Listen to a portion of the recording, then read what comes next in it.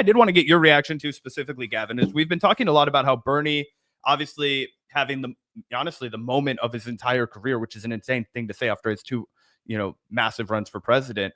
But the thing about Bernie Sanders that is so different and so compelling to people from the run-of-the-mill establishment Democratic Party is that he actually prioritizes working people, right? Working people are always at the heart of his message. That's one of the things we were just praising about AOC. She talked about how obviously the skills that you learn as a waiter or a waitress or a working class person make you just as qualified to run a government, because a government is responsible for all people, not just people from specific walks of life, right?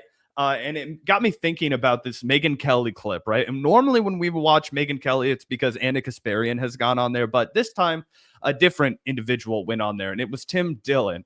And they're basically trying to make the case that the Republican Party is now the new party of working people. The headline is Tim Dillon on how Republicans represent the working and middle class now, and Dems represent the rich. And I think that this is a trap that the Democrats could very easily fall into if they pick the wrong nominees moving forward, if they have the wrong kind of politicians moving forward. But it's an argument that just holds zero water when you pull up Bernie Sanders speaking, or Alexandria Ocasio-Cortez speaking, or Rashida Tlaib speaking, or any of these other progressive left-wing individuals, because they're the ones that are speaking most authentically to working class issues as Donald Trump engages in a superfluous trade war that's only going to hurt the American economy. Yeah, I'm excited to take a look at this. I think Tim Dillon is super funny, but yeah, it sucks to see him engaging with people like Megyn Kelly. It's like, come on, bro. I get going on like Joe Rogan, like, oh, like let's smoke weed with my bro and hang out. I don't even know if Tim Dillon smokes weed, but it's a different kind of vibe. Megyn Kelly's the kind of person Tim Dillon should just be roasting the fuck out of. You know what I'm saying? Like, remember his glorious Meghan McCain bit? I'm like, come on, bro. Like, what? How is Megyn Kelly any different? You know what I'm saying? 100%. But I am interested to see this conversation. And Tim Dillon, as I've said before, one of the only right-wing comedians that you actually do have to give it to the guy. He is pretty funny. And I don't say that lightly, guys. I don't like giving right-wing comedians any credit. You know what I'm saying? Most of them aren't funny at all. Joe Rogan, not funny at all these days. Obviously, vast majority, Russell Brand hasn't done or said anything funny in a long ass time. But Tim Dillon, sometimes I'll catch myself, laughing a little bit, more than a little bit. Oh yeah, I think this one's gonna make Tim Dillon sucks. I've never cracked a smile at anything he said. Watch this clip. Maybe he'll prove me wrong, but I think that this is the kind of stuff that the left has to grapple with, because Tim Dillon will be a very effective tool for the Republicans to poach voters down the line if we don't, kind of get out ahead of this. You can went viral in this clip. This is you speaking to some of this on your show from April 5th. Here's 34.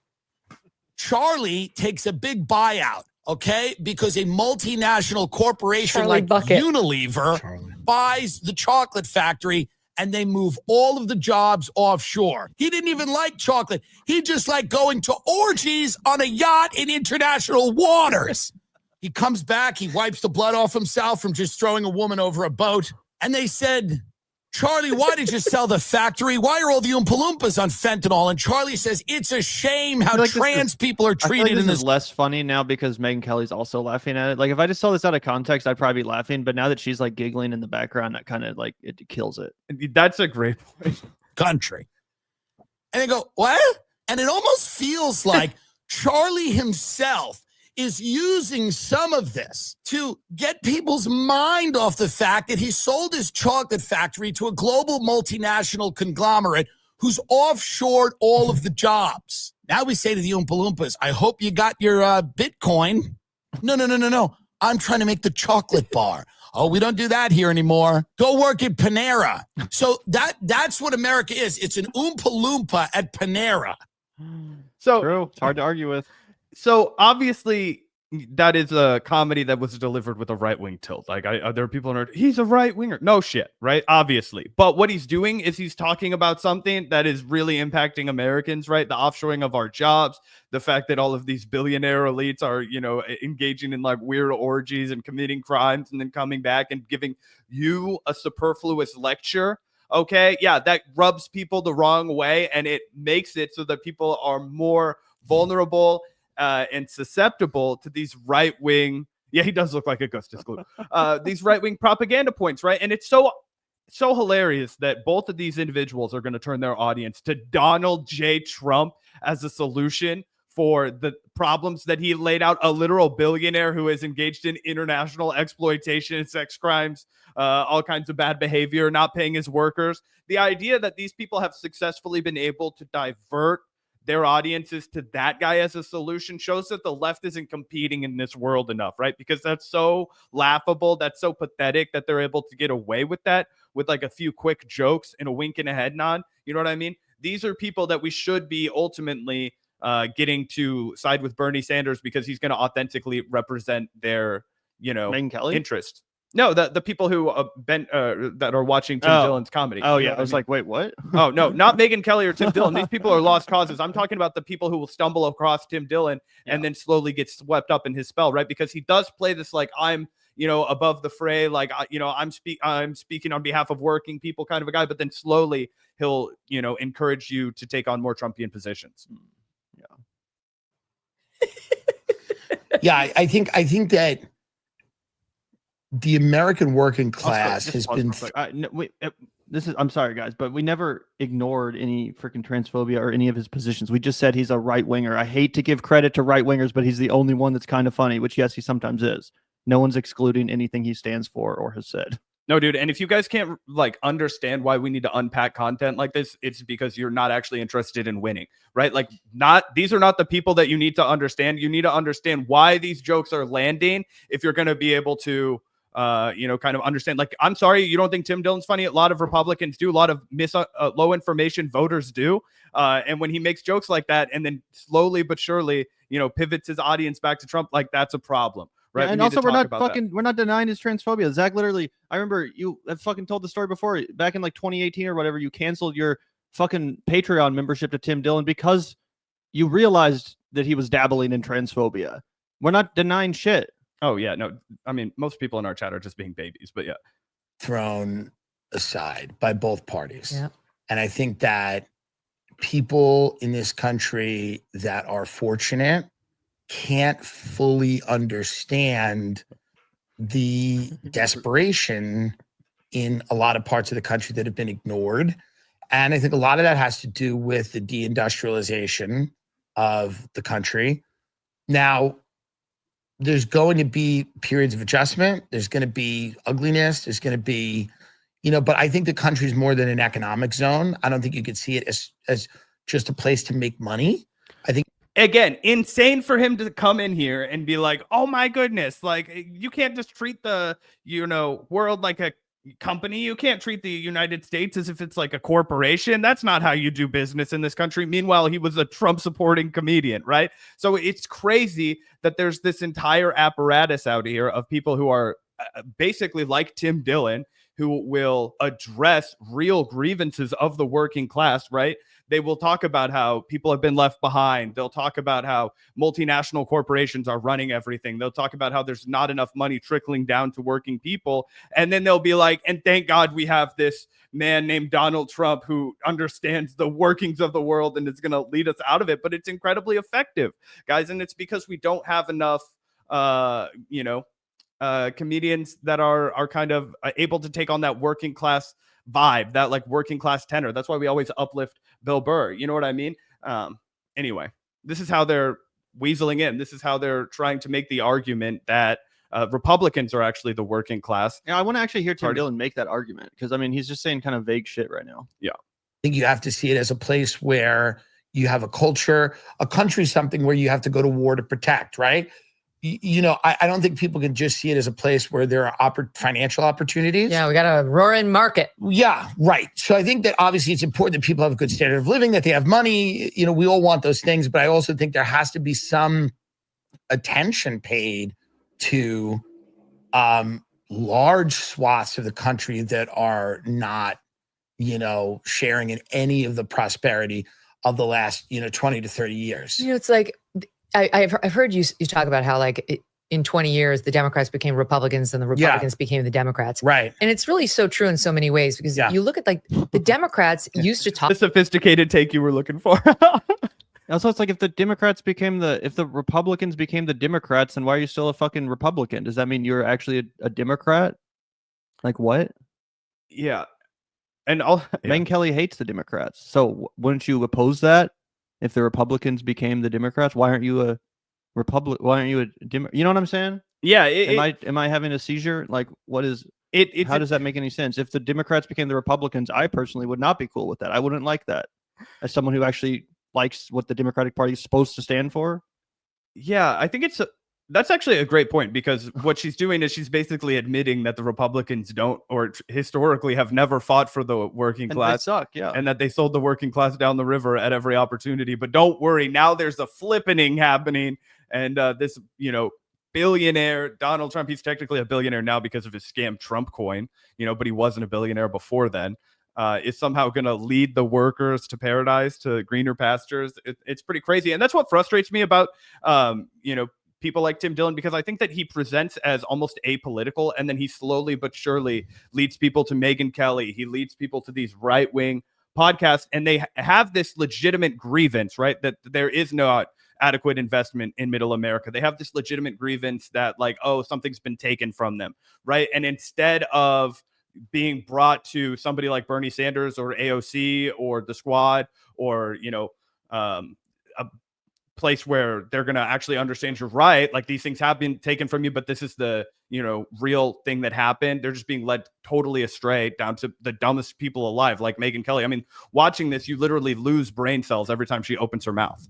Yeah, I'm interested to see where this goes, because like I said, I do think that Tim Dillon is capable of being very funny, but typically when I have enjoyed his content, it's when he's talking about like he had a hilarious monologue about the Costco guys, the Rizzler and what's Big J or whatever, the Big AJ or whatever the fuck those guys that went viral on TikTok and they do all the Costco shit. Like, he had a great rant about that, where he was just talking about how their popularity represents like the decline of civilization or something like that. But yeah, whenever it actually tries to get into the weeds about politics, it does get pretty dumb pretty quick.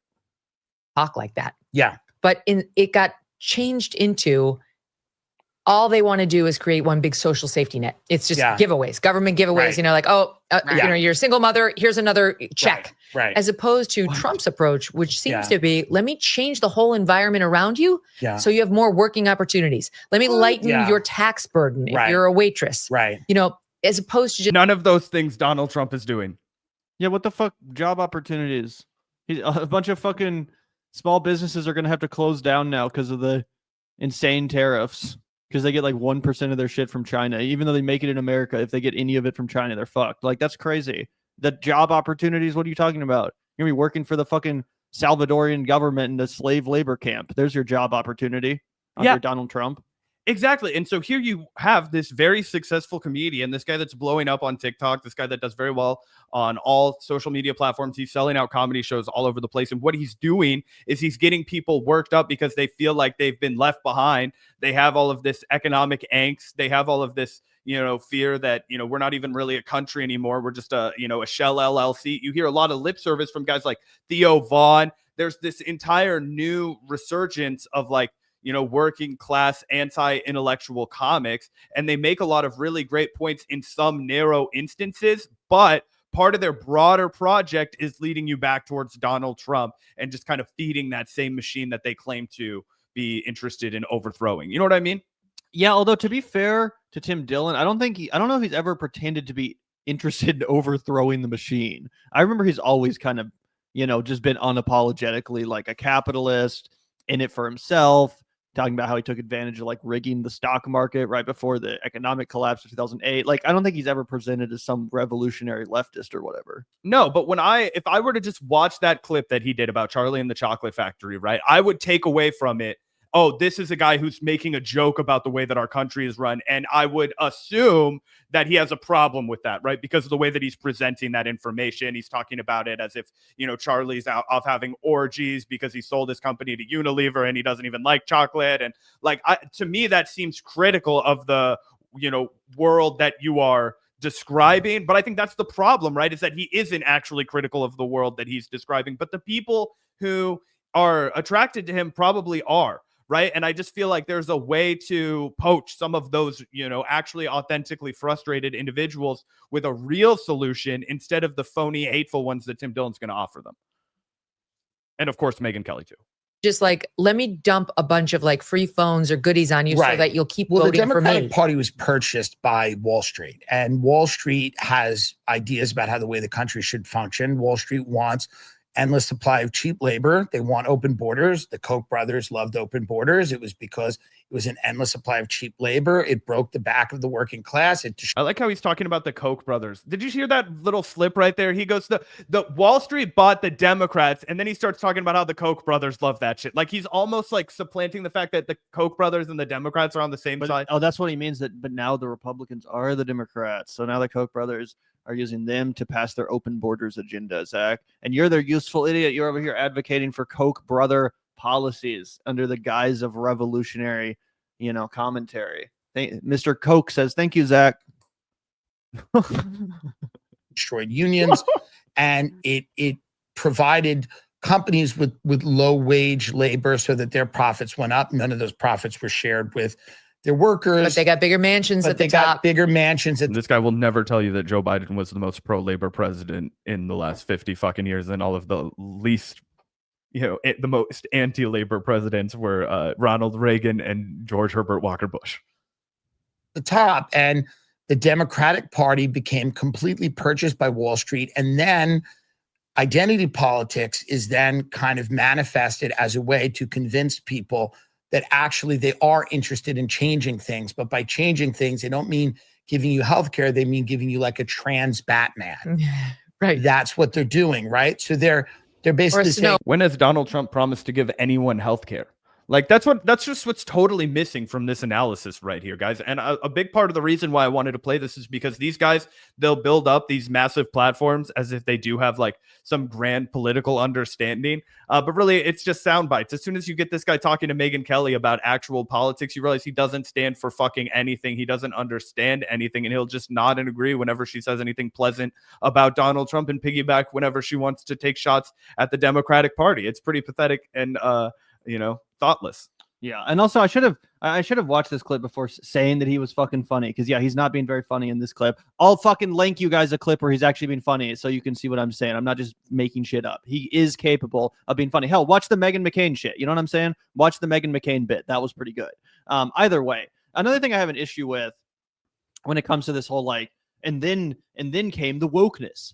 First the Democrats did this, and then they went woke to do this. It's like, sometimes. Obviously, a lot of Democrats, they do lean on identity politics, so they don't have to talk about more substantive economic issues and shit like that. But it's also true that, sometimes the mood of the country does just kind of change more in a left-wing direction or a progressive direction, and then it'll kind of change culturally in a right-wing direction. We see that right now. Under Obama, obviously, it was more in a progressive mood. Gay marriage had just been legalized. We had our first black president. People did seem really excited about quote unquote wokeness, or what has, been retrospectively termed as politically correct, cultural, whatever the fuck, right? SJW shit. Now, guess what? Donald Trump is the president, and clearly the country's feeling a different kind of way. The pendulum swung back culturally in the right-wing direction, which obviously is a problem, but it's not necessarily a fucking psyop. These things do happen. Yes, it wasn't a psyop when the country was feeling more progressive. It's also not a psyop when the country's feeling more fucking fascist. That is the duality of man. That is, this is something that you can observe throughout all of human history. A populace being swayed one way or the other. So it's not just a fucking psyop, bro. Like this whole wokeness thing, it's not just like the Democrats introduced it into the water like a fucking chemical. No, it's just something that happened, and people have. Some of them feel the same way. Some of them don't feel the same way, whatever. But it's just so conspiratorial. Yeah. And to your point about the comedy, I don't care what anybody says. That Charlie and the Chocolate Factory bit was like if you're a normie, that's going to make you chuckle. You know what I mean? And that's going to catch people's attention, and it's going to do good numbers on TikTok. And that's what we have to talk about, guys. We have to talk about how the Republican coded comedians are really good at reaching normies and then feeding them this line of bullshit once you follow them to a second platform. Right? When I first found Tim Dillon, do you know what made me laugh? It was even before I found the Megyn McCain shit. He was literally doing stand-up at a club, and he was asking people in the audience, what's their favorite brand of ice cream? Like when you go to the grocery store, what kind of ice cream do you buy? And then whatever brand of ice cream those people would say, he would take a fat shit all over it. He would be, some guy was like, oh, I like Breyer's ice cream. And he's like, Breyer's ice cream? You mean the ice cream most recently voted to dribble out of your mouth as you took your last breath at an old folks home? No, I'm not eating fucking Breyer's. And then he's like, what about you? Oh God, Ben and Jerry's. No, thank you. I don't want oatmeal's, a Snickers bar, fucking 3 tabs of acid and, sea salt fucking potato chips in my eyes. You know what I mean? It's innocuous shit like that. And then slowly but surely they court you in to this right-wing framework. They lie to you about historical events, and they have, started to get you on the Megyn Kelly diet. This is something that is completely absent on the left. There aren't lefty comedians that are out there making regular run-of-the-mill jokes and then slowly but surely bringing you back towards our side. And I just think that's something we should examine. Yeah. I mean, there are left-wing comedians out there, but I don't think they're reaching people at the scale of like Tim Dillon and Theo Von. You know what I mean? Yeah. Like who would you say first comes to mind when you're thinking of like touring lefty comics? I'd have to think. I'm not a big comedian guy. Sure, I honestly don't pay much attention to the comedy world, but I mean, I'm sure someone could be like, you haven't heard of these 5 comedians? Stavros is a great example, actually. Yeah, or Bill Burr. I mean, he fucking does well. Like we talk about him. I do think that there's like plenty of just, apolitical or normie comedians, or even comedians that are not as progressive as we are, but that are still like liberal, like a Stephen Colbert or a fucking, Jimmy Kimmel or whatever the fuck. Like, I mean, it's still a large portion of the mainstream comedy is not necessarily just like right wing, but I know what you're saying. I know what you're saying. And especially when it comes to the online shit, like meeting young people and stuff like that, where they're at, they do a better job of it. But I also think a lot of that was just like really like the Trump administration really took advantage of that right before the election. And now that Trump's actually elected, it almost kind of seems like that could wane a little bit. Now, like, how we talked about a lot of right wing media is sort of depressed now that Trump has actually been elected. It's like, I don't know, how much is Theo Von actually talking about Trump these days? It's not like you tune into Theo Von show and he's just hyping up Trump all the time, is he? That's actually a good question, because I think that Tim Dillon definitely still does, hype up Trump. Let me look at Theo Von, but I just think that maybe he does. Like he had that Morgan Wallen guy on. I don't know. I just think that these guys, what they have going for them that would get going for us, and I guess this isn't the Clips channel. There's another one where he posts his clips. But it's like there is a pipeline on the internet for people who are just like regular ass jabroni guys, and they start getting into things that make them laugh, right? And then they start, and it just fans the Shane Gillis stuff. Exactly. And a lot of it is innocuous at first. A lot of it's funny at first, right? You listen to it and you're like, it makes you chuckle. The algorithm starts to feed it to you more and more. And then you follow those guys onto right-wing podcasts. And then you're like, oh, they had a really nice chat with this guy. Let me see what other really nice chats is having. And I'm not advocating for censorship, right? I don't believe in that. But I am saying fuck these guys. But I am saying that we need to be able to talk about that. Why are people being attracted to these kinds of guys? Why are they being swept up in all of this? And I know our audience is smart enough for the most part when we have our hardcores and the Vanguard community in here to be like, that guy's trash. I watched him say something, the X, Y, or Z. Like, this dude doesn't like trans people. Fuck him. And it's like, of course, I'm not trying to monetarily support this guy. I'm trying to examine him, right? I am trying to do like an academic study of this guy and people like him, because the right wing has effectively used them as a tool to build up their media landscape. The left wing media landscape, whether you like it or not, guys, it's growing rapidly, but it's still very small in comparison to these, massive media organizations that the right wing is having. And they're taking a hit under the Donald Trump second term. But these kinds of guys, the Tim Dillon shows, the Theo Von shows, the PBDs, even, those shows are still really doing incredible numbers. The Joe Rogan Experience still doing incredible numbers. You know what I mean? Yeah. Let's take a look as part of the academic. What do you say? Academic examination. Let's watch this. Maybe it's not as funny as I remember. Maybe I was like, just waking up one morning. Submit, Gavin. Either way, I remember laughing pretty hard at this. I'll talk about this Costco family before I get out of here, because it's so interesting. This Costco family is taking the world by storm. No, we don't know anything. Oh, God, please. Let me prepare myself before this starts just happening. It's not played. No, it's, by the way, everything that I thought like the country would turn into, it's somehow worse. And I'm like hyperbolic. Like Like you listen to my old shit, it's like everything's dialed up to an 11, and we're at like a 13 in this country right now. So I don't even know what these people are or who they are, but they are kind of interesting, and you can't stop watching them. But it is something's like crazy and wrong. And they're this family. They're like Costco influencers, and the dad, they got to meet like Gary Vee, and the dad goes, I've been following Gary Vee for 10 years. The dad's clearly been trying to get famous forever. Okay.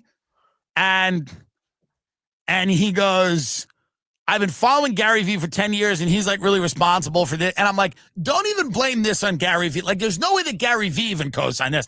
Like, if this guy went to Gary Vee and was like, so I'm just going to look at the camera and go, double chocolate cookie. I think Gary Vee would even go, yeah, I don't know. Maybe you should do something else. I think Gary Vee would even go, like, maybe that's not the way to do it. Double chocolate cookie. Like, there's no way that Gary. If you're not laughing in chat, it's because it's like that real life situation when you're like you're on your like second Tinder date with a girl, and so you're trying to tell your buddy about it, you know, and he's like you're trying to show him all the pictures of your date, right? And you know he's just not looking super impressed, but you're trying to like you're like no, dude, you're just not seeing the right one, you know what I mean? Come on, but bro, like single, yeah, you know, this person looks pretty hot, right? You're like, oh yeah, well, good for you. Like I'm sure they're like that, they seem really cool, but yo, well, look at how hot that, you know what I mean? It's kind of like when you're trying to show somebody a comedian. It gets better too, guys. It gets better. I get if you guys have never seen anything that's not Gary Vee comedy for all his craziness co-signed any of this. This is a complete accident here. Can you get one up where they dance? Yeah, give me a sec. Is YouTube or somebody gonna are we gonna get in trouble for playing the song "Bring the Boom"? Yeah, I mean, they're Costco influencers. One of my friend's sons saw the Rizzler the other day in Long Island. We bring the boom. That's what we do. We bring the boom. We bring the boom to you. We bring the boom. We bring the boom to everyone. Why is it good? Is it because we want death? Like we long for death in this, like, you know what I mean? Like, I'm like, why is this kind of entertaining? Is it like we just want this civilization to crumble as quickly as possible? I think that's what it is. It's like the ultimate, just like, well, fuck it. Because I watch this, I'm not nearly as disturbed by it as I should be. I just kind of like, you end up kind of just, we bring the book, and I go, is it just, by the way, it's the darkest thing I have ever seen. There is nothing darker than this. No, I'm serious. There is nothing darker than this. We bring the boom, and they have the cookies going like this. The fact that this is kind of entertaining signifies we are at the end. We are post any type of like, we are postpartum, we are postmortem. Like, we are done here. I watch this stuff. And I'm watching them, and I'm watching they do we bring the boom, and they're eating these cookies and these things. And I'm like, why? This doesn't shock me. It doesn't disturb me. It simply is a curiosity. But I think what it is, and I think the reason for its popularity is we long now, kind of openly, for some type of nuclear holocaust or a natural disaster, like a major natural disaster. Like, there's nothing else that I can glean from the popularity of this other than people are fully, subconsciously or consciously, wishing for like a black hole to swallow up the universe. Can you please play more of this? And it's kind of funny. Yeah, and I get it. A lot of people feel like their entire like leftist credentials are at stake. Like if you harbor a chuckle at a comedian who's right wing, then you know you have to go to the gulag, and that you're actually just like a closeted fascist, and that nobody will ever trust you again. But the reality is, guys, I need you to open your minds up just a little bit and have some curiosity about why things like this are so fucking popular on the internet. And I need the left to stop just being like, you know what, I refuse to engage with anything that, you know, doesn't speak to me and my leftist values. It's like, okay, well, we just fucking lost to Donald Trump during a re-election campaign after he tried to overthrow the fucking Capitol. So maybe we need to go reach people where they are And we're not going to do that by compromising our values, but maybe we have to understand what kind of entertainment they like and that could actually be a good thing. And that way, instead of letting all these like fucking weaselly bastards take them and go, whoop, let's go down the Trump train, we could spin them around and be like, actually, bro, those people are all losers and liars. And the real person advocating for your interest is Bernie Sanders, Alexandria Ocasio-Cortez. Hey, you know how these guys are always talking about how we're ruining our country by doing all of these wars? How come the guys they're supporting want to keep doing war? Okay, Donald Trump was going to end the war with Ukraine in Russia, right? He was going to get Russia to pull out their troops. He was going to end it on the first day. There was going to be no violence in Ukraine. Just fucking 2 days, one day ago, Palm Sunday, Ukraine, dozens of people killed mercilessly. Donald Trump has nothing to say about it. He absolutely humiliated by Vladimir Putin, absolutely humiliated on the global stage once again, right? Yeah. All right. I think that Tim Dillon is one of the only few right wingers who actually has decent comedic, sensibilities, timing, whatever. But I get it. Comedy is very subjective. But I don't know. I mean, he's clearly more talented than like, what's that guy, Jim Gaffigan or whatever the fuck? Oh yeah, Jim Gaffigan. That's a name I haven't heard in a long time. I remember he was on that '70s show back in the day. Maybe I was thinking of someone else. What was it? Who's the guy who jumps around on stage like an idiot? Oh, Jim Brewer. Yeah. Like that. That's just a totally terrible, irredeemable comedian. Tim Dillon at least has he has the delivery down. I don't know. I think he's one of the more funny people on the right, but obviously I don't agree with them a lot. Either way, it's all good. If you don't agree with us, you don't have to. It's whatever. He's not funny, Gavin. And I honestly, I'm questioning your leftist credentials because you put up a video and that guy said things that I didn't agree with. You know what I mean? It's like, yeah, dude, he said shit I don't agree with. That's why Gavin and I spent the first 3 minutes being like, we should investigate this guy and understand how they're selling this propaganda to Americans. But anyway, yeah, it was an intellectual exercise, you guys. And I'm sorry that you don't think it's popular. It is very popular. And it does 100% contribute to why Donald Trump was normalized. I also think Shane Gillis is decently fun. Like, I wouldn't deny that Shane Gillis is a talented comedian. You know what I'm saying? In the same way, like, even though I disagree with a lot of what he says, probably. Would you agree with that? Oh, yeah, dude. Shane Gillis is really fun. That's what I'm talking about. These guys are actually funny. Right. And they have huge fan bases. Right. And not every single person that watches them or thinks they're funny is a Nazi. Right. It's different than going and being like a rabid Trump supporter. A lot of people I know who are leftists that like Bernie Sanders. Yeah. Guess what? Every once in a while, they'll chew a Zyn and they'll drink a Budweiser and they'll listen to Shane Gillis. And you know what? That is part of the world that we live in. OK, so if we pretend like it's not, we're doing ourselves a disservice on the left. Okay, because we need to mobilize those people. We need to make sure that those people and their homies don't go show up and vote for Donald Trump in his third term.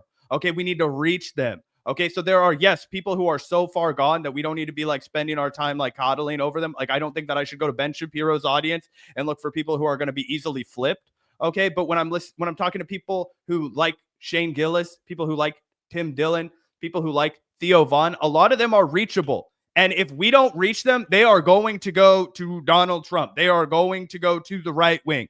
But there is a time when you can be like, no, bro. Like, I get it. That was kind of like funny for lulz, but like, do you see how stupid this is? Like, some 18 to 24-year-old guys, like, they really need somebody to be like, LOL, bro. Like, stop that. Like, this is not productive. You know what I mean? That's why we'll be getting beers next week with Tim Dillon live on the show, guys. So I hope you guys are ready for that. No, I'm just kidding. Don't worry. Yeah. But yeah, no, I know what you're saying. And a lot of those kind of people are the dudes that voted for Bernie. I know guys in my own personal life that are, that were Bernie bros, or, they like progressive ideas, but they also do enjoy the comedy of like a Shane Gillis or something like that. And there's nothing like inherently wrong with that. It doesn't make you like a bigoted piece of shit or something. Same with, Dave Chappelle. Lots of people love Dave Chappelle. It doesn't mean that you're like automatically some fucking vile piece of subhuman shit. No, a lot of people like him because he used to be funny, and they kind of just like, forgive the cringy stuff they don't agree with. Most people aren't as like, invested in the stuff as we are. Yeah. And I don't know. I think that if we're going to win, that's going to have to be something that we address with the young people, because we're making progress with young men. We're making progress. They're turning on Donald Trump.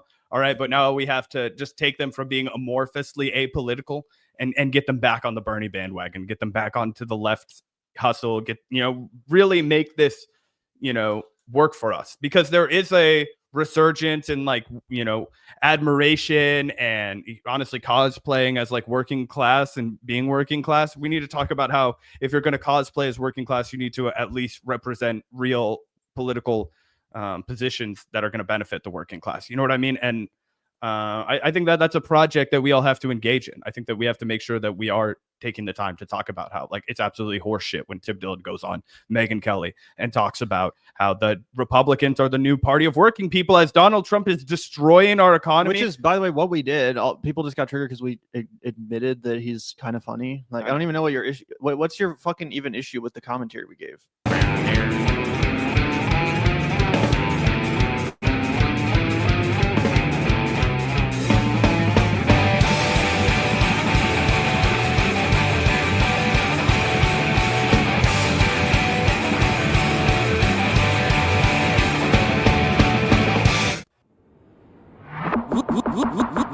Look out the door if you hear an ambulance.